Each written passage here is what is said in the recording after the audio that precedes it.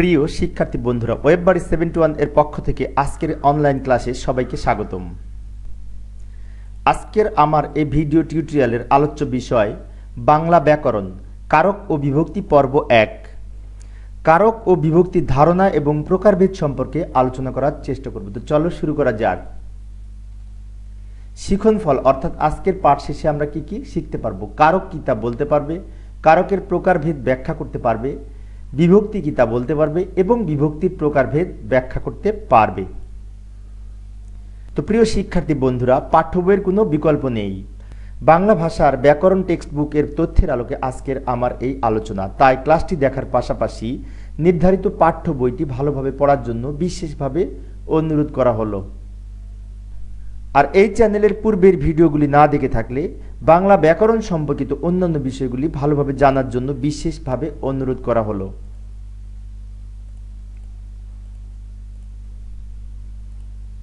তো প্রথমে আসি, কারক বলতে কি বুঝি। কারক শব্দটির অর্থ হচ্ছে যা ক্রিয়া সম্পাদন করে। বাক্যে ক্রিয়াপদের সাথে অন্যান্য পদের যে সম্পর্ক তাকেই সাধারণত কারক বলে। যেমন লক্ষ্য করি, আকাশে চাঁদ উঠেছে। তো এই বাক্যটিতে উঠেছে একটি ক্রিয়া, যার সাথে এই আকাশে এর সম্পর্ক, তাই না? আকাশে একটি পদ। তো এই ক্ষেত্রে আকাশ মূল শব্দের সাথে এ যুক্ত হয়ে আকাশে হয়েছে, সেজন্য এটি হচ্ছে একটি স্থানের নাম, যার কারণে এটি অধিকরণের সপ্তমী। তো এবার আসি, ক্রিয়াপদের সাথে অন্যান্য পদের যে সম্পর্ক সেটি জানার জন্য আমরা একটি উদাহরণ লক্ষ্য করি। যেমন বড়াই গ্রামে ইউপি সদস্য ভান্ডার থেকে নিজ হাতে দুর্গতদের নানা ত্রাণ সামগ্রী বিতরণ করেন। তো এই বাক্যটিতে আমরা লক্ষ্য করলে দেখতে পাই যে বিতরণ করেন এই ক্রিয়াপদের সাথে আমাদের এই বাক্যের অন্যান্য পদগুলির বিশেষ করে সম্পর্ক রয়েছে। আমরা লক্ষ্য করি, এই বাক্যকে যদি প্রশ্ন করা হয় কে বিতরণ করেছেন, ইউপি সদস্য। এই যে ইউপি সদস্য অর্থাৎ এটি হচ্ছে কর্তৃ সম্পর্ক, অর্থাৎ কর্তা সম্বন্ধনীয়। এই বাক্যকে কেন্দ্র করে আরো একটি প্রশ্ন লক্ষ্য করি, কি বিতরণ করেছেন, ত্রাণ সামগ্রী। এই যে ত্রাণ সামগ্রী বিতরণ করেছেন, তো এই ক্ষেত্রে ত্রাণ সামগ্রী বিতরণ করেছেন, যা কর্ম সম্বন্ধনীয়। বাক্যে যদি প্রশ্ন করা হয় কি দিয়ে বা কি দ্বারা বিতরণ করেছেন, তাহলে নিজ হাত দ্বারা, তাই না? তাহলে নিজ হাত হচ্ছে করণ সম্বন্ধনীয়। বাক্যকে যদি প্রশ্ন করা হয় কাকে বিতরণ করেছেন, অর্থাৎ দুর্গতদের, এখানে স্বার্থ ত্যাগ করে নিঃস্বার্থভাবে এই দুর্গতদের মাঝে বিতরণ করেছেন, যার কারণে দুর্গতদের এই পদটি হচ্ছে সম্প্রদান সম্বন্ধনীয়। বাক্যকে যদি প্রশ্ন করা হয় কোথা হতে বিতরণ করেছে, ভান্ডার হতে। এই যে ভান্ডার হতে, ভান্ডারটি হচ্ছে অপাদান কারক বা অপাদান সম্বন্ধনীয়। বাক্যকে যদি প্রশ্ন করা হয় কোথায় বিতরণ করেছে, বড়াই গ্রামে। এই যে বড়াই গ্রাম একটি স্থানের নাম, যার কারণে এটি অধিকরণ সম্বন্ধনীয়। তো এবার আসি, কারকের প্রয়োজনীয়তা সম্পর্কে আমরা কিছু জানার চেষ্টা করি। লক্ষ্য করি, বাক্যে ক্রিয়াপদের সাথে অন্যান্য পদের যে সম্পর্ক রয়েছে তা কারকের মাধ্যমে জানা যায়। অর্থাৎ কারকের মাধ্যমে আমরা বুঝতে পারি যে বাক্যে ক্রিয়াপদের সাথে অন্যান্য পদের কি ধরনের সম্পর্ক রয়েছে। আবার বাক্যের বিভিন্ন শব্দের সঙ্গে বিভক্তির সম্পর্কেও ধারণা পাওয়া যায় এই কারক এর ফলে। আবার কারক শব্দের সঙ্গে অন্বয় বোঝাতেও সহায়তা করে এবং কারক বাক্যের অর্থ ও গঠন সুস্পষ্ট করে। এবার আসি কারকের প্রকারভেদ। কারক সাধারণত 6 প্রকার, যথা কর্তৃকারক, কর্মকারক, করণ কারক, সম্প্রদান কারক, অপাদান কারক এবং অধিকরণ কারক। তো এবার আমরা আরো একটু দেখার চেষ্টা করি বাক্যের ক্রিয়াপদের সাথে অন্যান্য পদের যে সম্পর্ক রয়েছে। সেক্ষেত্রে আমরা ক্রিয়াপদকে যদি প্রশ্ন করা হয় কে দ্বারা যদি প্রশ্ন করি, তাহলে উত্তর যেটি পাওয়া যাবে তাকে বলা হবে কর্তৃকারক। বাক্যকে কি বা কাকে দ্বারা প্রশ্ন করলে যে উত্তর পাওয়া যাবে সেটি হবে কর্মকারক। বাক্যকে কি দিয়ে প্রশ্ন করলে যে উত্তর পাওয়া যাবে সেটি হবে করণ কারক। বাক্যকে কাকে প্রদান করা হয়েছে, বিশেষ করে সত্য ত্যাগ করে যদি হয়, তাহলে সেটি হবে সম্প্রদান কারক। বাক্যকে যদি প্রশ্ন করা হয় কোথায় থেকে বা কোথা হতে, তাহলে যে উত্তর পাওয়া যাবে তাকে বলা হবে অপাদান কারক। এবং বাক্যকে যদি প্রশ্ন করা হয় কোথায় বা কখন, তার উত্তরে যদি স্থান বা সময় পাওয়া যায়, তাহলে সেটি হবে অধিকরণ কারক। তো এবার আমরা আরও একটি বাক্যের মাধ্যমে কারকের উদাহরণ লক্ষ্য করি। যেমন এই বাক্যটি লক্ষ্য করি, মামুন সাহেব শুক্রবারে গরিব দুঃখীকে নিজের জমানো অর্থ থেকে নিজ হাতে টাকা দান করতেন। আলোচ্য উদাহরণ লক্ষ্য করলে দেখতে পাই কে দান করতেন? মামুন সাহেব। তা মামুন সাহেব হচ্ছে কর্তৃকারক।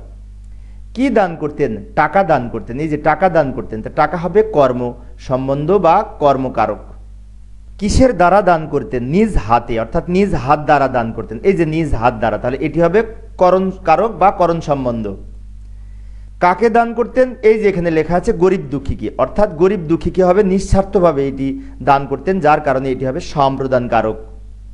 কোথা থেকে দান করতেন? নিজের জমানো অর্থ থেকে। এই যে নিজের জমানো অর্থ থেকে, তাহলে এটি হবে অপাদান কারক। এবং কখন দান করতেন বা কোথায় দান করতেন, তাই না, সেই সম্পর্কে যদি প্রশ্ন করা হয় তাহলে এখানে বলছে যে শুক্রবারে। শুক্রবার হচ্ছে এইখানে অধিকরণ কারক। তো এবার আমাদের আলোচনার বিষয় হচ্ছে বিভক্তি বলতে কি বুঝি। যে বর্ণ বা বর্ণ সমষ্টি শব্দের শেষে যুক্ত হয়ে পদ তৈরি করে তাকে বিভক্তি বলে, অর্থাৎ বিভক্তিযুক্ত শব্দকে পদ বলে। যেমন লক্ষ্য করি, মামুনকে ডাকো। এখানে মামুন একটি শব্দ এবং এর সঙ্গে কে যুক্ত হয়ে মামুনকে পদের সৃষ্টি করেছে, তাই না? অর্থাৎ এই যে মামুন একটি শব্দ, এই মামুন শব্দের সাথে কে বিভক্তি যুক্ত হয়ে মামুন কে হয়েছে, যেটি একটি পদ হিসেবে বিবেচ্য। তো বিভক্তির আরও উদাহরণ আমরা লক্ষ্য করি। যেমন ছাদে বসে মা শিশুকে চাঁদ দেখান। এটি একটি সেন্টেন্স বা বাক্য। তো এই বাক্য লক্ষ্য করলে দেখতে পাই ছাদে একটি পদ, যে ক্ষেত্রে এই ছাদ শব্দের সাথে এ যুক্ত হয়ে ছাদে পদের সৃষ্টি হয়েছে। আবার মা একটি পদ, এই মা এর ক্ষেত্রে এখানে মায়ের সাথে শূন্য বিভক্তি যুক্ত হয়ে, অর্থাৎ মা শব্দের সাথে শূন্য বিভক্তি যুক্ত হয়ে মা পদটি সৃষ্টি হয়েছে।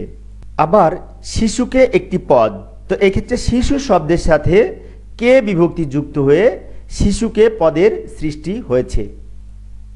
আবার চাঁদ একটি পদ, তো চাঁদ শব্দের সাথে শূন্য বিভক্তি যুক্ত হয়ে এই চাঁদ পদের সৃষ্টি হয়েছে, তাই না? তো এই ক্ষেত্রে আমরা লক্ষ্য করলাম যে এই বাক্যে যে সমস্ত পদ ব্যবহৃত হচ্ছে প্রত্যেকটার সাথে বিভক্তি যুক্ত রয়েছে। তো বিভক্তি সম্পর্কিত পরবর্তী বিষয়টি লক্ষ্য করি। বিভক্তির চিহ্ন না থাকলে শূন্য বিভক্তি আছে বলে ধরা হয়। যেমন লক্ষ্য করি, নিশি বই পড়ে। এই বাক্যে নিশি পদের কোনো বিভক্তি নেই, অর্থাৎ এই যে নিশি বই পড়ে এটি একটি বাক্য, তো এই বাক্যে নিশির সাথে কোনো বিভক্তি যুক্ত হয়নি, তাহলে এটি পদ হবে না? অবশ্যই হবে। সেই ক্ষেত্রে নিশি পদটি বিভক্তিহীন হলেও পদ হিসেবে ব্যবহৃত হবে, কারণ বিভক্তির কোনো চিহ্ন নেই বলে এটি শূন্য বিভক্তি হবে। বিষয়টি আরো সহজ করে বলছি আমি, অর্থাৎ কোনো পদের ক্ষেত্রে বিভক্তি চিহ্ন স্পষ্ট না হলে সেখানে শূন্য বিভক্তি আছে বলে মনে করা হয়ে থাকে। তো এবার আসে বিভক্তির প্রকারভেদ। বিভক্তি সাধারণত দুই প্রকার, যথা নাম বা শব্দ বিভক্তি এবং ক্রিয়া বিভক্তি। তো এই ক্ষেত্রে লক্ষ্য করি নাম বা শব্দ বিভক্তি বলতে কি বুঝি। শব্দ বা নাম পদের সঙ্গে যেসব বিভক্তি যুক্ত হয় তাকে শব্দ বা নাম বিভক্তি বলা হয়ে থাকে। যেমন একটি বাক্য লক্ষ্য করি, খেলার রাজ্যে পৃথিবী ছন্দময়। তো এখানে আমরা লক্ষ্য করলে দেখতে পাই খেলা একটি শব্দ যার সাথে র বিভক্তি যুক্ত হয়ে খেলার হয়েছে, তাই না? তো এখানে র হচ্ছে একটি বিভক্তি। এই যে রাজ্যের ক্ষেত্রে রাজ্য প্লাস এ, এখানে রাজ্য হচ্ছে শব্দ এবং এ হচ্ছে বিভক্তি। আবার পৃথিবীর ক্ষেত্রে লক্ষ্য করলে দেখতে পাই পৃথিবী প্লাস শূন্য বিভক্তি এখানে যুক্ত হয়েছে। এখানে পৃথিবী হচ্ছে শব্দ এবং অ বা শূন্য হচ্ছে বিভক্তি।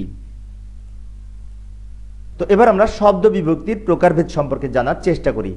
শব্দ বিভক্তি 7 প্রকার এবং এই 7 প্রকারের বিভক্তি আমাদের বিশেষ করে কারক নির্ণয়ের সময় প্রয়োজন হবে।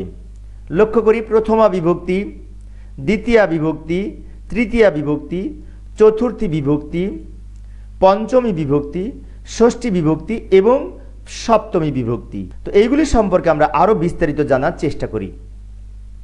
তো একবচন এবং বহুবচন ভেদে বিভক্তির আবার আকৃতিগত কিছু পার্থক্য রয়েছে। আমরা লক্ষ্য করি বিভক্তি একবচন এবং বহুবচন আমি 3টা কলামে বিভক্ত করে দেখানোর চেষ্টা করছি। প্রথম কলামটিতে আমরা বিভক্তির নাম লিখব, মাঝের কলামটিতে একবচন এবং শেষের কলামটিতে বহুবচনের বিভিন্ন বিভক্তি ব্যবহারের চেষ্টা করব। তো লক্ষ্য করি প্রথমা বিভক্তির ক্ষেত্রে এক বচন হিসাবে ব্যবহৃত হবে, যেমন শূন্য, অ, এ, অন্তস্থ, তে ইত্যাদি। প্রথমা বিভক্তির এই বহুবচন হিসেবে যেগুলি ব্যবহৃত হয়ে থাকে, যেমন রা, এরা, গুলি, গুলো, গণ ইত্যাদি ব্যবহৃত হয়ে থাকে বিশেষ করে প্রথমা বিভক্তির ক্ষেত্রে। এবার আমরা দ্বিতীয় বিভক্তিটি লক্ষ্য করি। এক বচনের ক্ষেত্রে দ্বিতীয় বিভক্তি যেগুলি ব্যবহৃত হয়ে থাকে তা হচ্ছে কে, রে, এ রে, এ ইত্যাদি ব্যবহৃত হয়ে থাকে। আবার দ্বিতীয় বিভক্তির বহু বচনের ব্যবহার লক্ষ্য করি, যেমন দিগে, দিগকে, দিগেরে, দেরে ইত্যাদি ব্যবহৃত হয়ে থাকে। তো এবার আমরা তৃতীয় বিভক্তির এক বচনের ব্যবহার লক্ষ্য করি, যেমন দ্বারা, দিয়া, দিয়ে, কর্তৃক ইত্যাদি। আবার তৃতীয় বিভক্তির বহু বচনের ব্যবহার আমরা লক্ষ্য করি, যেমন দিগের দ্বারা, দের দিয়া, দিগকে দ্বারা, দিক কর্তৃক, গুলির দ্বারা ইত্যাদি ব্যবহৃত হয়ে থাকে এই তৃতীয় বিভক্তির বহু বচনে। তো এবার আমরা চতুর্থী বিভক্তির ব্যবহার লক্ষ্য করি। তো এই ক্ষেত্রে একটি স্মরণীয় বিষয় যে এই যে দ্বিতীয় বিভক্তি এবং চতুর্থী বিভক্তির ব্যবহার এক, বিশেষ করে এক বচন এবং বহু বচনের ক্ষেত্রে বিষয়টি মনে রাখার চেষ্টা করব। তো এবার আমরা পঞ্চমী বিভক্তির ক্ষেত্রে লক্ষ্য করি এক বচনের ব্যবহার, যেমন হইতে, হতে, চেয়ে, থেকে। এবং পঞ্চমী বিভক্তির বহু বচনের ব্যবহার লক্ষ্য করি, দিগ হইতে, দের হইতে, দের হতে, দিক থেকে, দিগের চেয়ে, গুলির চেয়ে। তো এইগুলি ব্যবহার হয়ে থাকে বহু বচনে এই পঞ্চমী বিভক্তির ক্ষেত্রে। এবং ষষ্ঠী বিভক্তির ক্ষেত্রে লক্ষ্য করলে দেখতে পাই, যেমন এক বচনের ক্ষেত্রে ষষ্ঠী বিভক্তির র বা এর যোগ হয়, এবং এই ষষ্ঠী বিভক্তির বহুবচনের ক্ষেত্রে দিগের, দের, গুলির, গুলোর, গণের। অর্থাৎ এই ক্ষেত্রে লক্ষ্য করলে দেখতে পাই যে দিগের এখানে এর যোগ হয়েছে, এখানে র যোগ হয়েছে, এখানে গুলির সাথে র যোগ হয়েছে, গুলোর সাথে র যোগ হয়েছে এবং গণের এখানে এর যোগ হয়েছে। তো এবার আমরা সর্বশেষে সপ্তমী বিভক্তির আমাদের এক বচনের ব্যবহার লক্ষ্য করি, যেমন এ, অন্তস্থ, তে, এতে ইত্যাদি ব্যবহার করা হয়ে থাকে।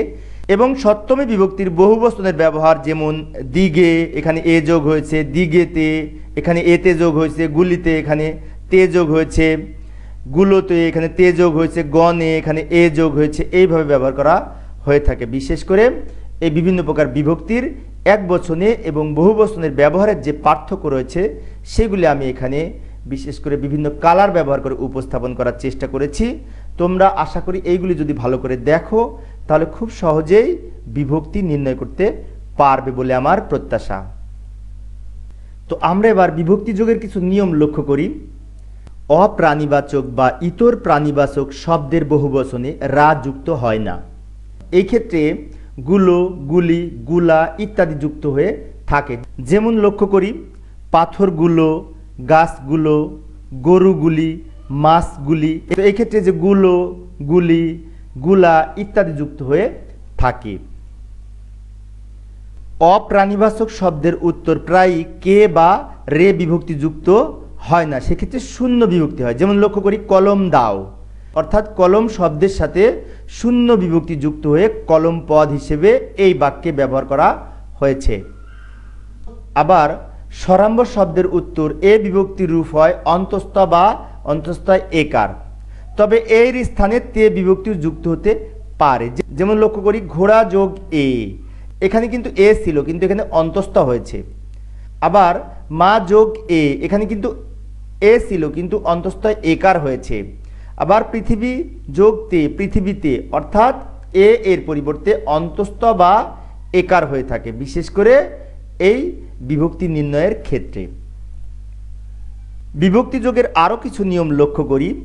অকারান্ত বা ব্যঞ্জনাস্ত শব্দের উত্তর প্রায় রা এর স্থানে এরা হয় এবং ষষ্ঠী বিভক্তির র এর স্থলে রা হয়। যেমন লক্ষ্য করি লোক যোগ রা, এই যে রা ছিল তাই না, তাহলে রায়ের পরিবর্তে কি হবে বলেছে, এখানে এরা হবে বলেছে, তাহলে এই যে এরা হয়েছে।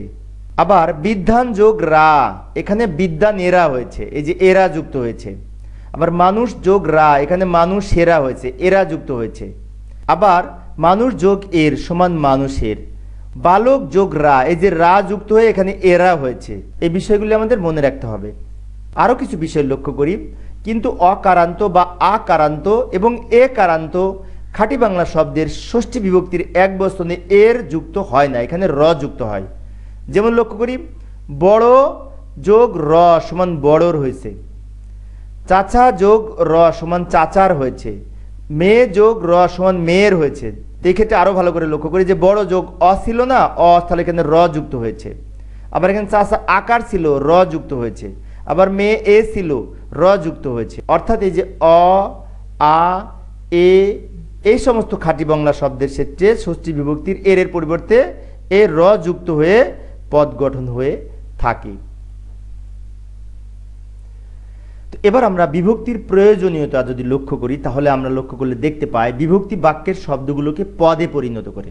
আমরা কিছুক্ষণ আগে পড়েছি বিভক্তিযুক্ত শব্দকেই পদ বলে, সেই জন্য বিভক্তি বাক্যের শব্দগুলোকে পদে পরিণত করতে সাহায্য করে। আবার বিভক্তি বাক্যের পদগুলোর মধ্যে সম্পর্ক স্থাপন করতে সাহায্য করে।